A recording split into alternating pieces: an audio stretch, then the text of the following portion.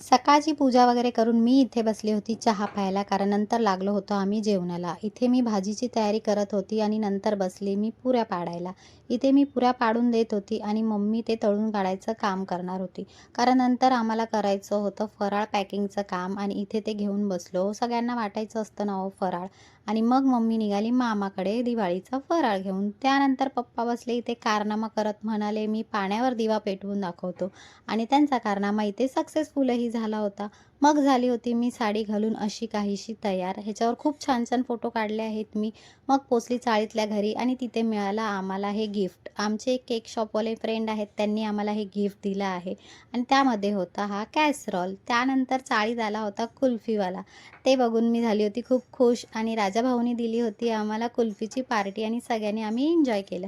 त्यानंतर पोरं सगळी इथे फटाके फोडत होते आणि त्यात हा मोठा मुलगा म्हणजेच माझा नवरा हो, त्याने हात धुवून घेतले आणि मग आम्ही गेलो होतो मोजिटो प्यायला.